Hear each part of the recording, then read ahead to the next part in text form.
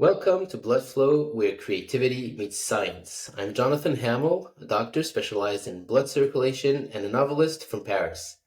On this podcast, through conversations with world-class experts in the domains of science and art, we will try to explore the hidden links between the pulse of life and the rhythm of creativity.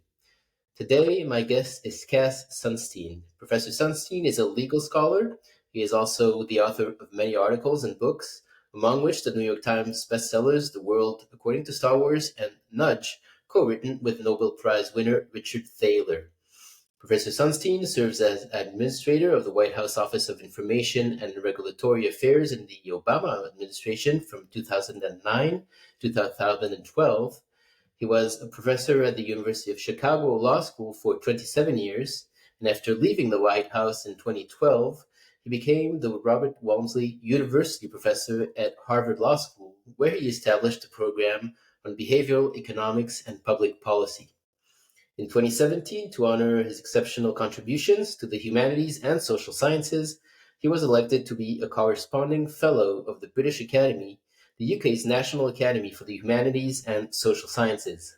In 2018, he was awarded the Holberg Prize, which some people describe as a Nobel Prize for the Social Sciences and Humanities. In 2021, Professor Sunstein joined the Department of Homeland Security as an advisor to the Biden administration on immigration policy. He is also an avid squash player. In 2017, he was ranked 449th in the world by the Professional Squash Association. Sorry, and I don't want to ask you if that's true. His new book, co-written with Professor Thaler, is called Look Again, The Power of Noticing What Was Always There. And it's a great, great book. I just read it. Professor Sunstein, welcome to the show. It's great to have you. Thank you. It's wonderful to be here. So there were a number of subjects I suppose you could have written the book about. When and how did you choose the subject of the book? What was the process like? Thank you for that.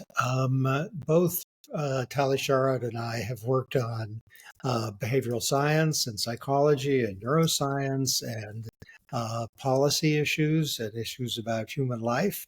And we noticed that the topic of habituation, it's a lot of syllables, was both the most fundamental of all in many ways and also unexplored, except in academic articles that were very specialized and on very specific issues, sometimes about rats or other non-human creatures.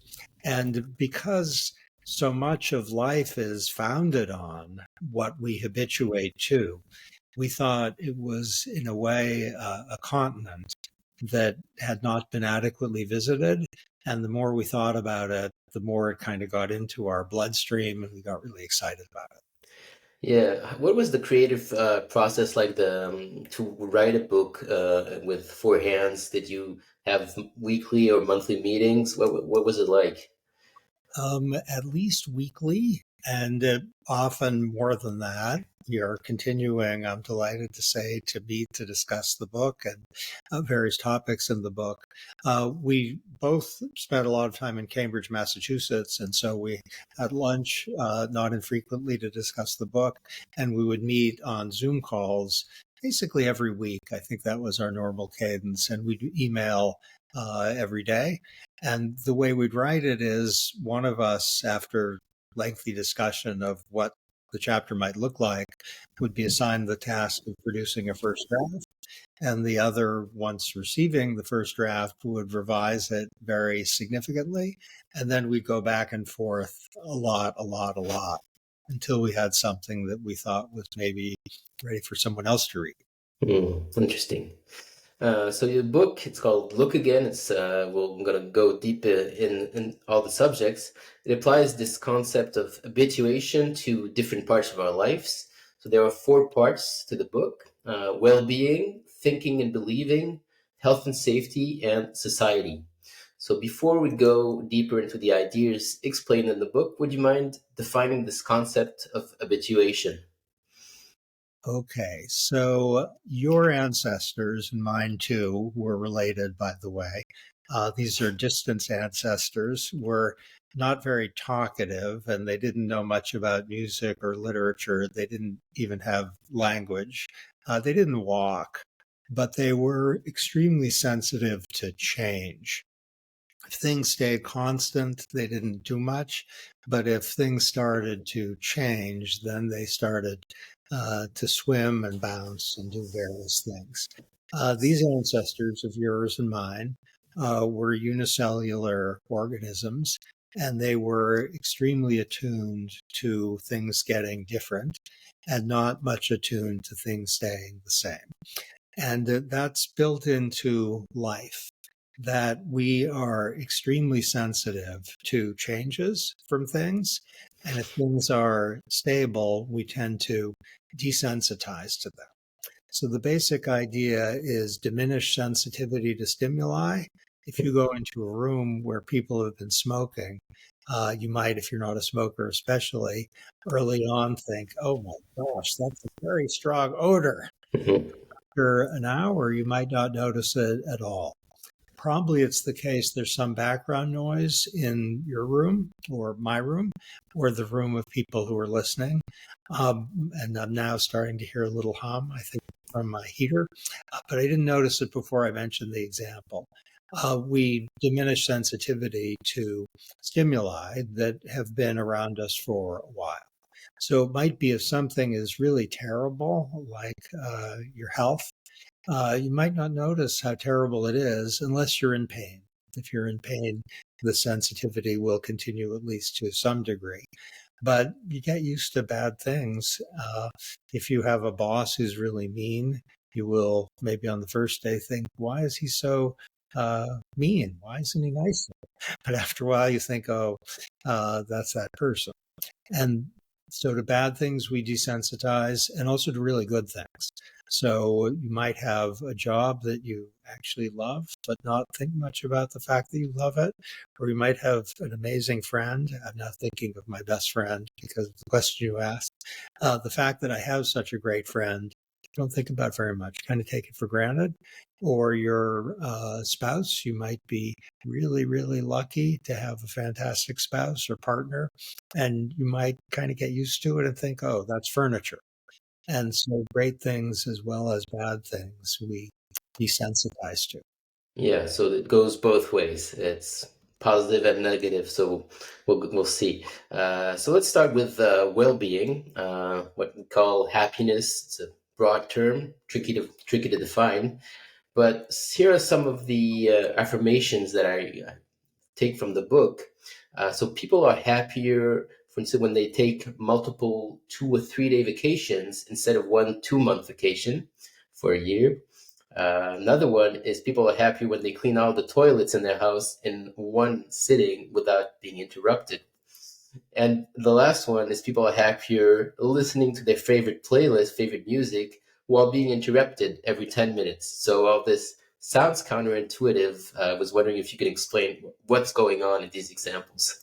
Okay, great. Thank you for that. And I have to absorb the lessons of my own book because it's so counterintuitive. So if you're thinking of cleaning up or doing something that's not a really fun task, intuition suggests you should kind of break it up, maybe do it in 3 units. That's not right because then you're going to suffer more than if you do it in one sweep of, let's say, the house or the task. I grade exams. That's part of my job as a professor. I love my students. I admire their exams. I don't love grading 100 exams. If I do them in one swoop, it'll be better. And the reason is that I will habituate to the cheerlessness, let's say, of cleaning up or reading exams that tend to overlap a lot. And I won't suffer as much once I'm kind of into it. If I gear up to do it 3 or 4 times, then I'm going to suffer a lot because I'll dishabituate and then notice the terribleness of the relevant thing. So for bad tasks, just get them over with, do them, don't break them up. For good things like vacations, the opposite instruction is desirable, and I'd say why in a moment. On a vacation, typically there's data, people's peak is about 43 hours in. That's because they're used to the kind of transition costs, and they're there and they're amazed by the thing. If it's a nice vacation place, let's suppose it's Paris or some beach place and it's beautiful and it's amazing, then you're noticing all that. After 43 hours, it's still going to be good, really, really good if it's Paris or a beach place, but not quite as amazing. That's because you get used to it and you're less astounded by the beauty or the novelty. If you take one vacation a year, that's great and lucky. And if you do it, let's say for 2 weeks, hooray for you. But if you split it up into, let's say, 3 4-day vacations, that's probably going to be better if you can afford it in terms of finance or time. The reason is you look forward to it. You'll enjoy each of the 4-day vacations a ton, really a lot. And that's just a great thing to be able to have. So to break up the good and to motor through, let's say, the bad is smart. And that's related to happiness because we habituate both to the good and the bad, and we can take advantage of habituation to the bad to suffer less, and we can dishabituate to the good to enjoy more. And this can happen very quickly. For, let's say, cleaning the toilets, it doesn't take a whole day unless you have 20 toilets. So you habituate to the bad really quickly too, and to the good. So, yes, completely. So if you're into some unpleasant task, it might be that thinking about it is awful and the first minute is really not good. But 4 minutes in, you're just doing it and you're not suffering much. You've habituated to the relevant task. yeah, that's crazy. So we're going to switch to another department where, because habituation can be applied to many parts of life, as you said, how does habituation contribute to understanding the midlife crisis? Is it what some would call a chronic installment of boredom because we habituate to our life, to all our surroundings?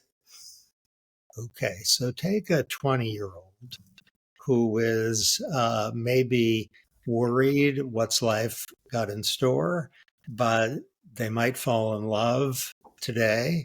They might learn something that'll be life changing tomorrow.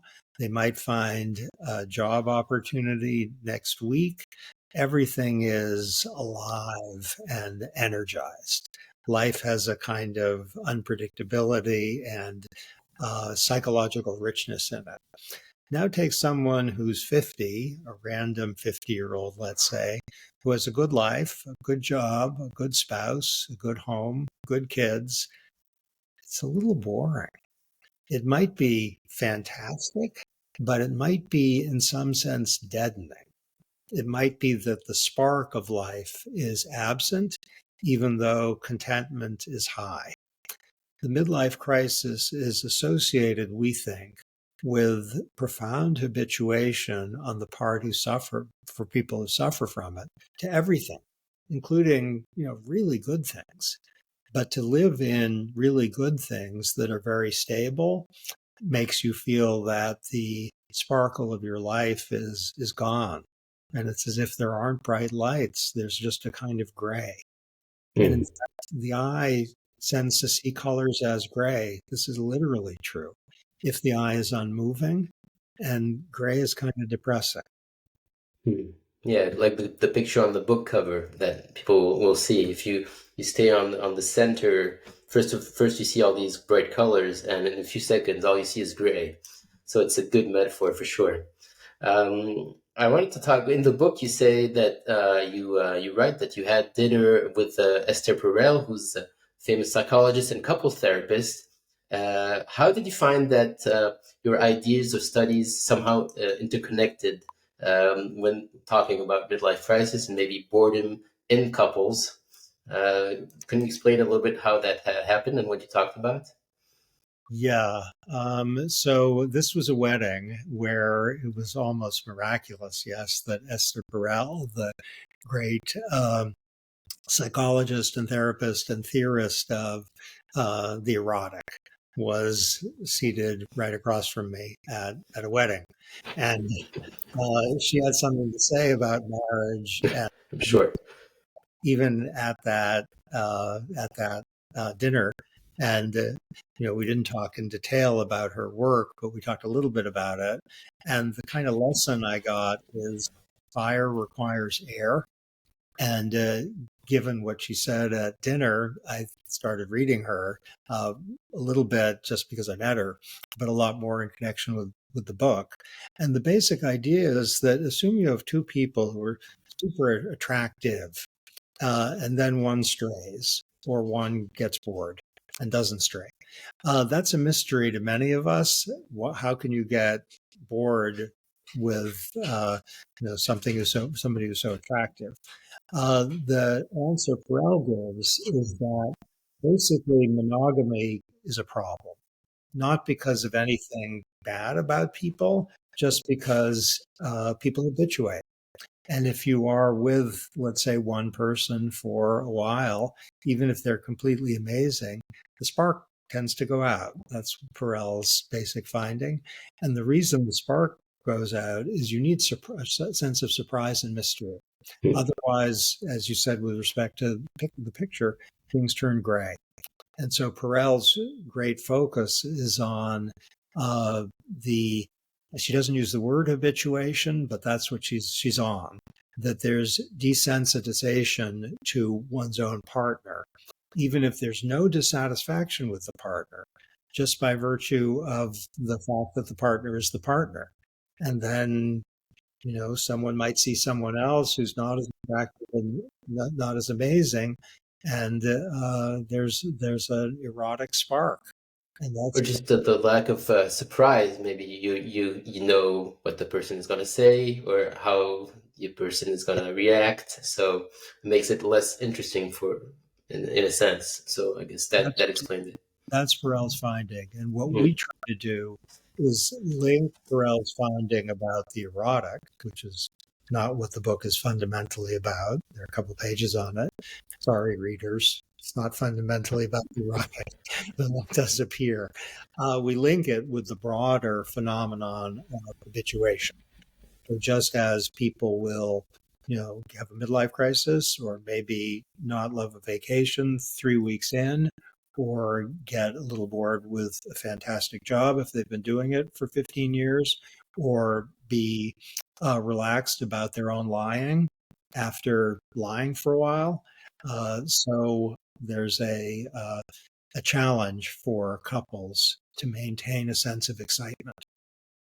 And one of her what are some of the solutions, if you can say, is also taking many vacations from each other, giving each other space, air, as you said, for fire, right?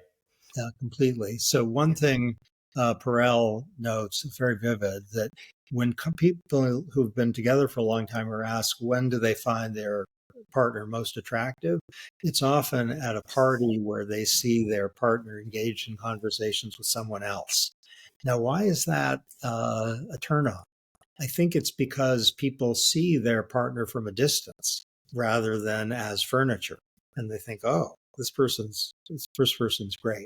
So I've had some friends who didn't live together. They were partners and they had different apartments and they would spend nights together, I'm pleased to say, but they didn't live together. And I had other friends who spent a significant number of months away. Now, I don't recommend either of those things, but they are uh, uh, informative, let's say, about the sorts of things that some people do. There are other things that are much smaller, like have a girls' night out or a boys' night out, or spend a weekend doing something with someone else, and then not that thing with someone else, doing something. Why would you not recommend living apart? Have you seen the negative effects of this as Well, well as the positive ones? I'm not recommending it, and this is what we call casual empiricism, rather, which means not data. So casual Oh, empiricism okay. uh, suggests that people often flourish if they live together, if they like each other. And, we all know many couples who do that. So I don't recommend it, just that for many couples that would be painful and a little lonely.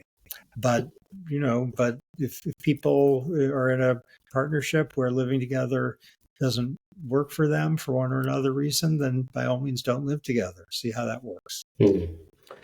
Okay, let's talk now a little bit about social media. Let's shift to another subject. So today, over 4 billion people use social media in the world in one form or the other. Even though the data are pretty clear that social media leads to more depression and lesser quality of life. So where does habituation play a role in this social media addiction?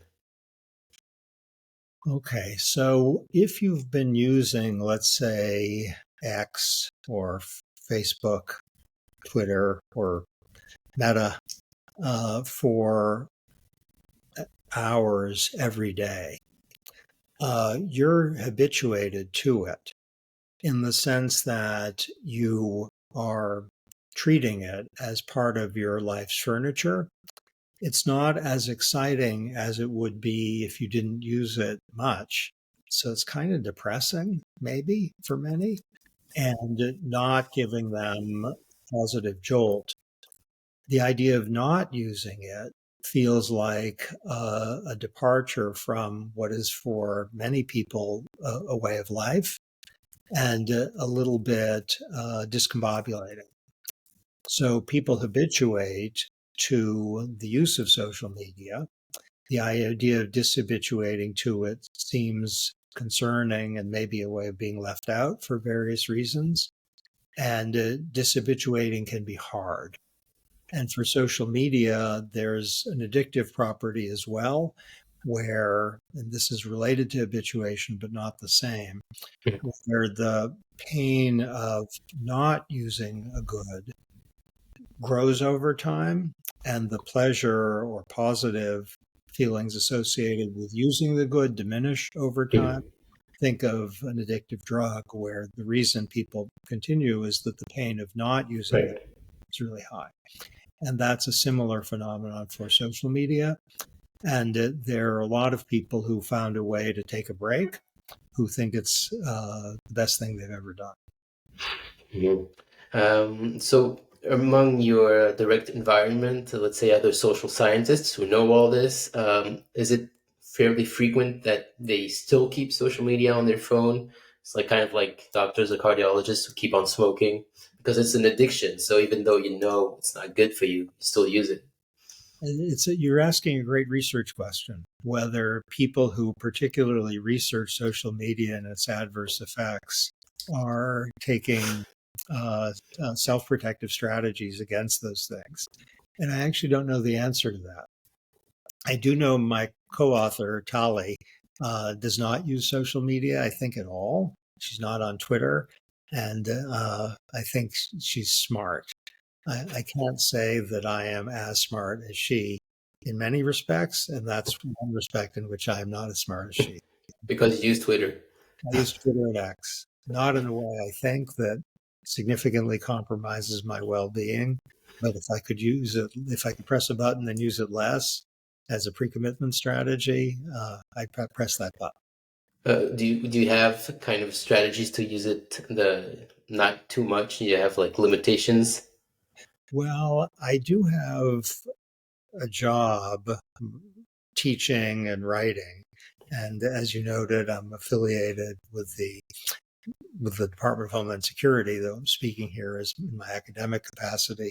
So my various roles prevent me from spending a whole lot of time on Twitter. So, so I don't need any special emergency strategies.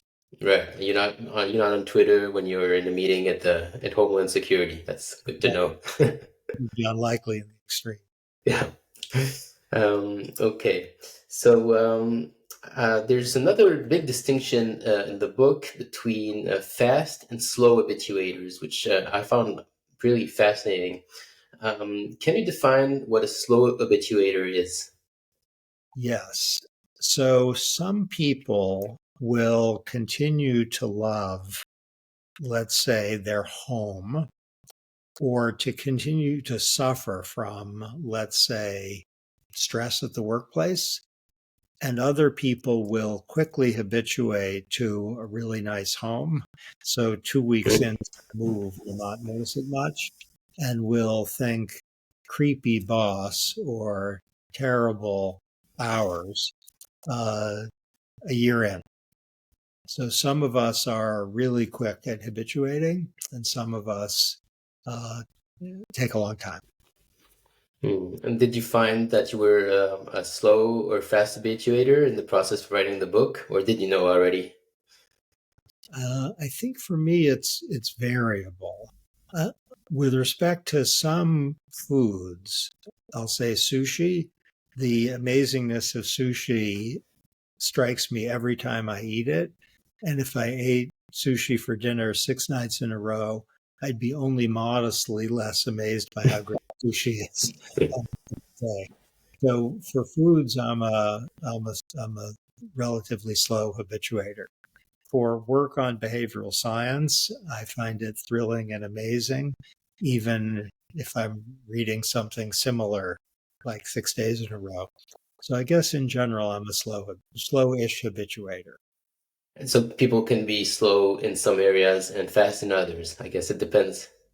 Completely. So Mm. it might be that in love, some people will be amazed and thrilled for years that they've found a great partner. But it might be that with respect to, let's say, literature, they don't want to read mystery novels more than once a year because they kind of get it. But Yeah. there's people who just by nature are really fast habituators, and they are there's some interesting things to say about them. And there are others who are slow habituators. We can map that distinction onto the difference between explorers and exploiters. So maybe with your indulgence, we'll talk a little bit about them. Uh, Sure. there's some people who are very exploring in their life. They don't want to go to the same restaurant very often. They hate the idea of a staycation. To go on vacation to the same beautiful point makes them feel a little like life has no meaning. And there are other people who are exploiters, not in a bad sense, but they exploit their existing stock of things. And for them, the idea of a staycation makes them smile. For them, the idea of going to the same good restaurant every Saturday night, that's fantastic. And if Mm. they discovered a nice vacation spot, they want to go there every year. So some people are explorers and some people are exploiters. I bet you know which you are. I certainly know which I am. And this maps on to slow and fast habituation. If you are a slow habituator, then exploitation of your existing stuff won't make you bored and sleepy. If Mm.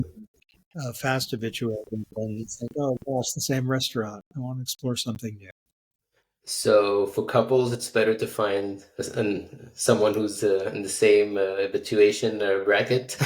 I'm not sure. I am by nature, and maybe you could tell by my affect as I described the two, I'm an exploiter. The idea of going to the same great restaurant, that's to me fantastic. My amazing wife is an explorer. She's a war correspondent. She was a war correspondent. She now runs USAID. She was US ambassador to the UN. She travels a lot. She likes adventure. It may be that for couples, um, one explorer and one exploiter, that has a certain charm. Of course, there are no rules, so I was just asking. Um, what about fast learners? Are they usually slow or fast habituators? I think there's no simple answer to that question.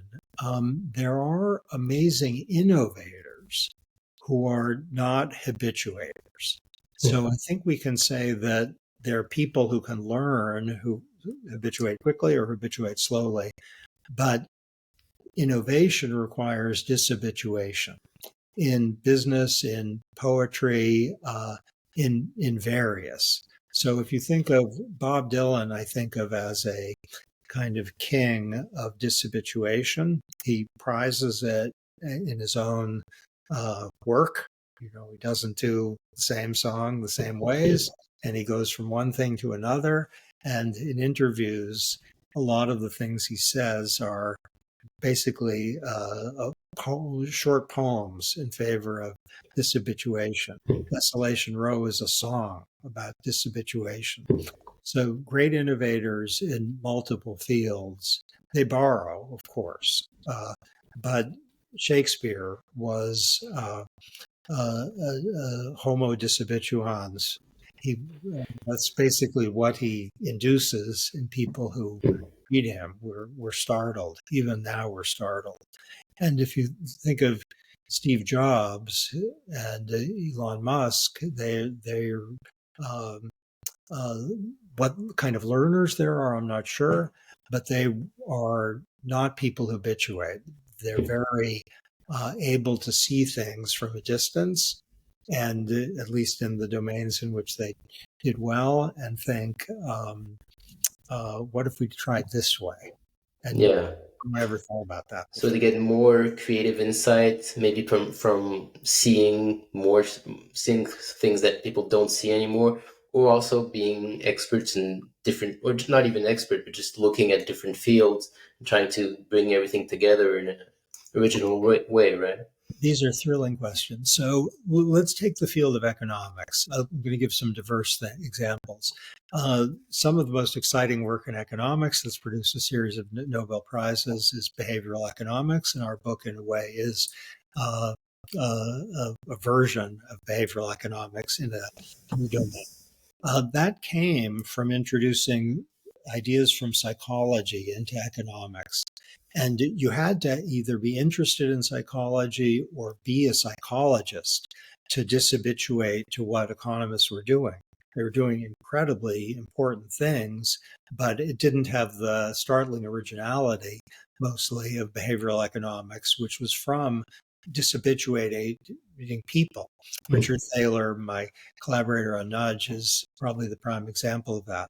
So creativity, not learning, but creativity in economic theory is just people stepping outside, like people who took a break in a marriage and then they see something new and they're thrilled or original, or it's just going to be different.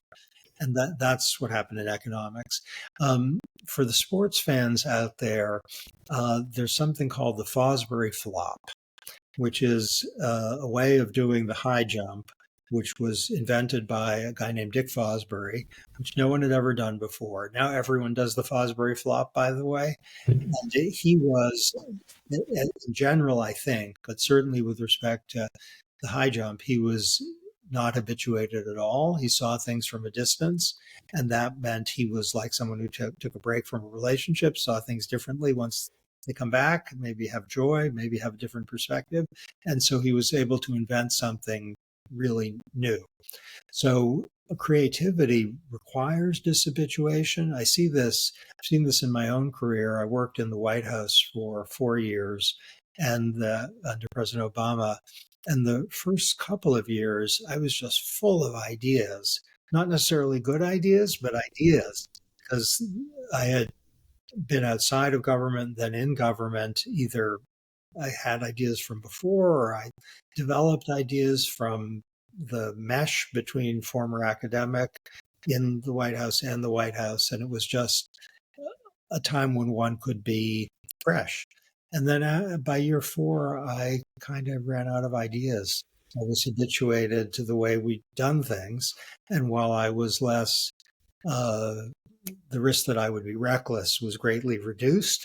I kind of knew what I was doing. The possibility of innovation was very dramatically reduced. Is that why you decided to leave? Well, that's complicated. Okay. But I mean, it's not private, but most people work in high level government jobs for somewhere between 1 year's a little short, 4 years is long. I made it through basically almost the entirety of President Obama's term. It felt just right that after the first presidential term, give someone else a chance. Yeah, no, that's super interesting. Yeah, and how about the president? Did you find him to be also getting ideas from, because he gets probably data all day long in different areas, so he has to be able to to see the whole picture, right? Yes. And there are a few things about being president, like maybe intimate things, but a few things that are relevant to this discussion. Um, I'm a big fan of President Obama, and if you're not or listeners aren't, please just indulge me on that. One thing I greatly admired about him was that in a meeting, he would often start by saying, "I've read the paper. You don't have to go over the paper anymore. I got it." And then he'd start asking very probing questions, often from the standpoint of someone who was willing to test the status quo. So he was not habituated. He was respectful of longstanding ways of doing things, but he didn't think that an outside perspective was a bad idea. He said to one of my colleagues who met with him, "You're being smart and small. I need you to be dumb and big." It's amazing that he asked one of his advisors, not smart and small, dumb and big, meaning I need you to ask questions that maybe are dumb, but that are really putting pressure on the conventional wisdom. And he knew that habituation might lead to missing something really important or lead to an absence of creativity. Yeah. Well, thanks for sharing that. It's super interesting. All right. I also wanted to ask, kind of in the same realm, but about slow habituators and mental health issues, because there's also a link there, particularly with regard to schizophrenia. Can you tell us a little bit about that? Yes, we have a lot of data suggesting that people with mental health problems don't habituate. So that if you have various mental health problems, the likelihood that you will show diminished sensitivity to stimuli is significantly reduced, including people who have schizophrenia. They don't get less sensitive to stimuli they're repeatedly exposed to. And this is true with people with a class of challenges, including dyslexia, which isn't a problem of mental illness, but it's associated with uh, diminished sense, with a failure to show diminished sensitivity to stimuli. Hmm. So, so our book is in a way a song in favor of dishabituation, so that people can see wonderful things as wonderful and terrible things as terrible.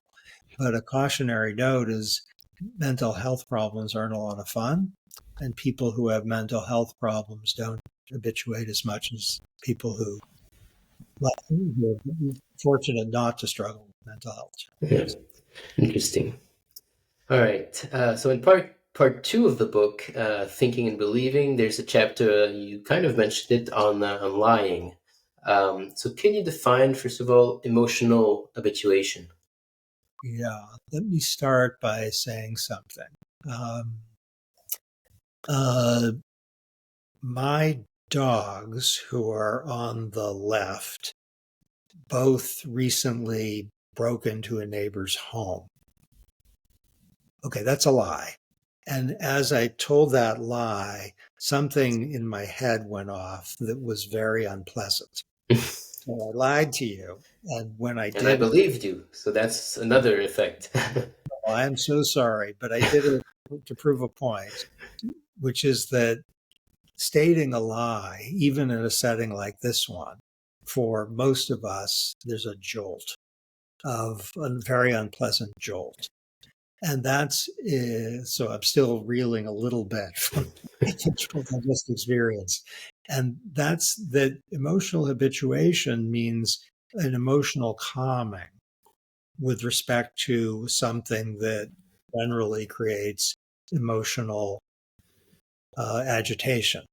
So it might be that, you lose a parent, and that's a horrible thing, but there is emotional habituation to the loss of a parent. The grief process often involves that. And then there's calm. um, to lying for most of us, most of the time. If you do it, you're not emotionally habituated to that. It's as if there's a very unpleasant noise that went off in your head Hmm. when you lie. So it always goes both ways. It's good, for example, for a surgeon who, was cutting the sternum open at the beginning, young intern. He has a lot of emotion, and then he's done like 500. He has less, so that's good because you don't want that emotion. But it also works for lying, and in the book you say if you start lying very young, like I saw a young kid in the park the other day uh, he was playing ping pong with his father, and he just called his teacher and said, "I'm so sick I can't come to school," and the father was just really okay with this. I was thinking this kid is going to become a great liar because he's starting so young and no bad consequences are happening. So Yes, we have data on this where Tali, my co-author, got people to go into an experimental setting and told them that the test was to promote cooperation. They could make money from cooperating with a stranger who would be their teammate. And then one member of the team was told, actually, you can make more money if you lie, do a little better economically if you lie. And the question is, what would happen? And the fact is that people started to lie. Um, and you could measure the brain activity during the experiment. And their first lies produced activity in the amygdala, the center of the brain that's associated with certain emotions. And by the end of the day, the amygdala was completely quiet. So early day lies, oh my gosh, what am I doing here? I hate myself, but I need the money. Late lies, people say, okay, again, very quick, just one day. on one day.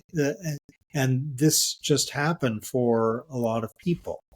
And so what we're concerned about is that if you relax a taboo against lying for, let's say, your kid or your society, then you normalize lying and people habituate it to it. Both they habituate with respect to their own conduct. The lying is, um, like living, and they habituate to lies from others. So if they hear politicians or people in business lying, instead of saying, what is happening here? They instead say, oh, I guess that's what people do. Hmm. Yeah, in French we have a saying. It translates as "he's lying as he breathes." So that says it all because it's totally natural. Yeah, that's right. And what's intriguing about the person who lies as he breathes is that he isn't experiencing the discomfort that most people have when they lie. And it's really good to have a strong norm against even little lying because that will prevent big lying. Now, we don't want to be too fussy with this. If your spouse asks you, do I look okay in this outfit? And you say to your spouse, great, even though the real answer is pretty good, that's not going to lead to widespread fraud and corruption. Hmm. Still, to inculcate, even in children, a strong taboo against lies is in the national interest. How about lying to yourself? Does that work the same way? Dimming in the amygdala, or has the research been done? I'm not aware of any research on that, and it's an interesting category, lying to yourself, because if I tell myself I haven't suffered hair loss and I'm so lucky that I have a full head of hair, uh, that it's not clear what status that has in my head because I can't quite believe it, given the existence of mirrors and videos. Or if I tell myself my tennis game is spectacular, I could probably win Wimbledon or at least compete in Wimbledon. That is easily falsified. Oh, I So was thinking more about it goes, I guess, more in habituation to bad things. In the sense as you're lying to yourself, no, things are great. Uh, that that's because of course, for big things, it would be crazy to believe yourself, but for more in the sense of habituation to a bad situation, maybe in your relationship, that sense. But I guess that goes with habituation. Now, that's really interesting. So if people think, let's say, they actually think their workplace is fine, and to an objective observer, it's not at all, uh, that's real. So as you put it, so to habituate to a bad situation, that's real and doable, and what to think about that is complicated. So if people are living under very challenging circumstances and they don't mind, that's better than kicking their heads against the wall or hitting their heads against the wall. Kicking your head against the wall would be a very complicated maneuver. Um, so to habituate to an intractable, less than good status quo produces an increase in well-being. And we know all over the world people are able to do that, and that's a blessing. Tocqueville said something like this, speaking of slavery. So we have a Frenchman here, though I'm going to use the English translation. I won't have it exact, but something like, shall I call it a blessing of God or a last malediction of his anger? That propensity of humanity that gives people the ability to adapt to the gravest afflictions and actually to like them. I might a little bit the end, but I have the meaning. Those words, shall I call the blessing of God or the last malediction of his anger? I think that's an exact quote of the English translation. And that shows the complexity Tocqueville was on to people's ability to habituate to what's bad. And, Yep. it's Yeah. complicated. It's very complicated, and as we said, it can lead to even bigger things, like the rise of fascism, which you write about, sorry, in the book. Um, you write, when ethical erosion is gradual, people are less likely to take notice and more likely to engage in wrongdoing. So I guess that's habituation on a larger scale. Yeah, so we did some work on the rise of fascism in the 30s, and the accounts are permeated, sometimes even with the very word habituation.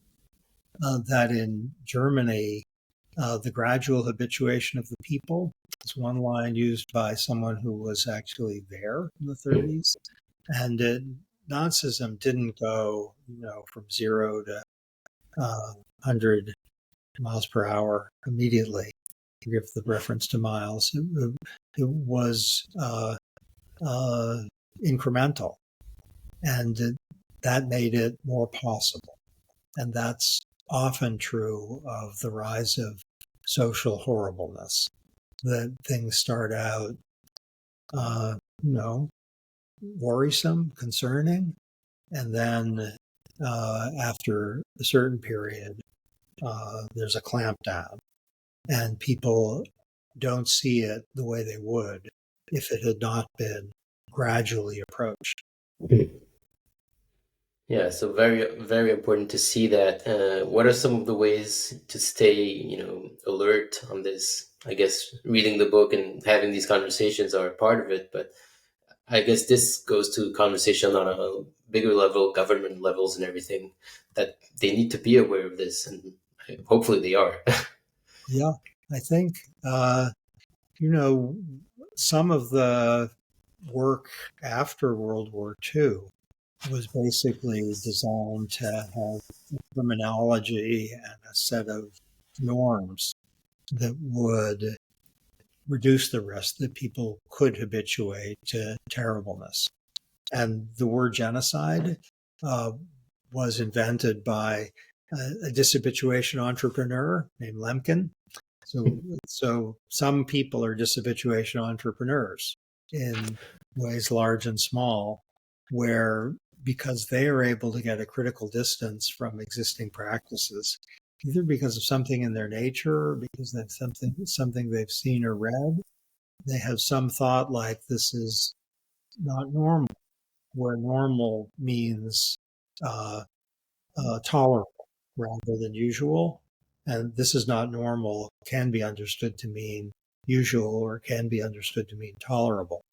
Um, there's a law professor in the United States named Catherine McKinnon, who is the most important thinker behind the idea of sexual harassment. She wrote a book called Sexual Harassment of Working Women, and she's a dishabituation entrepreneur. The idea of sexual harassment, she said, this is not normal. And it's not Nazism, but it's bad. It shouldn't happen. And she's made it much less likely to happen because she's dishabituated men and women all over the world. Mhm.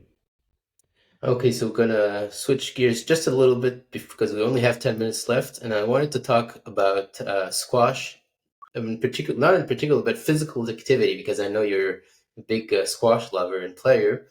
How does physical activity and what role has physical activity in your life and also in the process of creativity that has to come into your work? Okay, well, we'll talk science and then speculate a little bit. So the science suggests that standing up and walking around can spur creativity. And we refer to some data on that. That if people are just stuck sitting and trying to be creative, that might not work. But if you stand up and go around, walk around, do a little bit, then uh, then jolting and dishabituation are more likely. I want to be careful about generalizing from any particular individual life, but I can say that many of us, including yours truly, find that if you do something, sports activity, play football or soccer or you name it, what you like, or if you play squash or tennis. And a shout out now to Victor Crouin, my friend, the number 11 squash player in the world, who is French and went to Harvard and Oh, maybe on his way to the top 5 or higher. And I had wow. the privilege to play with him. And he's hard to get even a single point from, but you run a lot. And if you play Victor Crouin, then the next hour you might be able to be more creative. Mind is ready to start thinking. The blood is pumping. Okay. So what is the future of dishabituation? It seems like travel is big part of dishabituation, mainly in short vacations, as we said, or long vacations. You end the book talking about Marco Polo. What can we learn from his life and that can help us to dishabituate today? Okay, let's back up a bit, shall we, and talk about what makes a human life good. We'll get to Marco Polo in a moment. People want to be happy. They want to enjoy their days. But if all you do is enjoy your days, it might not be perfect because people want their life to be meaningful as well. So if your life is spent watching the most fun TV shows and let's say playing squash all the time, you might think, well, the TV shows weren't so meaningful. The squash was kind of meaningful, but that's not all I want my life to have. So people will trade off happiness and meaning. And some people will do something meaningful, even though it doesn't make them so happy. It might involve their family. It might involve good works for society. And for a long time, happiness and meaning in social science circles were thought to be kind of exhaustive. But there's recent work suggesting people also want psychological richness, understood as variety in their life. So it might be that meaning gets a little dull after a while, and so too with TV shows or even sport. And to break it up by going different places, having new experiences, people really want that. And they will sacrifice happiness and meaning for the sake of psychological richness. They might go to Buenos Aires, let's say, because they never been to Buenos Aires. And they might think, maybe I won't be so happy. Maybe it's going to be meaningful, maybe not, but it's Buenos Aires. So okay, Marco Polo lived a life of psychological richness. He went places. He had adventures. He probably had a sense of meaning. He might have had a sense of happiness. But what makes Marco Polo distinctive was as traveler, he dishabituated in his own life, and he dishabituated other people too, because they got to read about him and thought, gosh, life is like this there and life is like that here. And then my own life here, I see in a different light. I see it afresh. It maybe looks terrible now, or it looks uh, fantastic. It resparkles maybe because I see what life is like in other places.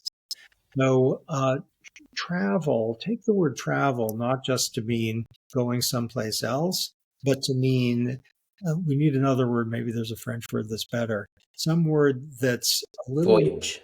yeah, Mm. gosh, a word that has more kind of energy and life in it than change. We need a new word. Maybe you and I can with one, where the idea is to go someplace, either by, physically visiting, Normandy, or by seeing a movie, let's say, about 1962 and what was like life was like there, or by seeing a movie about 2058 and seeing what life might be like then. Then it'll make 2024 just look different and maybe thrilling or maybe highly imperfect, but in a way that makes it uh, full of colors. And that's the future of dishabituation. We want the grays to be turned blue and red and orange. So it could be still watching TV shows all day, but just seeing them differently. I can't remember the quote, but or who said it actually, but it was something like the real magic is when you can not travel and see things differently around you. Maybe you know who said this, something like that. But is that what you're saying? Like we could just still watch shows and read books, but take it in a different way and think about dishabituation and then looking around us. Okay, so a hero of the book is the actress Julia Roberts. And the reason she's a hero of the book is she was interviewed recently and asked what's her perfect day. She said, a perfect day is I get up, I make breakfast for my kids, I take them to school, then I get ready for lunch with my husband, then I get ready for picking up the kids from school. And then she stops herself and she said, it's boring. It's terrible. And she said, but what you need to know is because of my job, I'm an actor, I go away for weeks. And then when I come back, what I've just described to you is full of pixie dust. It resparkles. And that notion from the amazing Julia Roberts of resparkling, it's what a movie by starring Julia Roberts can do for people if it involves giving them a distance on their own lives, making their own lives maybe resparkle. Okay. Well, food for thought. Well, thank you very much for taking the time to be here. It's been I really love the book and I hope people will read it. So once again, your book is Look Again, The Power of Noticing What Was Always There, co-written with Tali Sharot, and it will be available on February 29th, everywhere books are sold. Thank you everyone for tuning in. This was Blood Flow.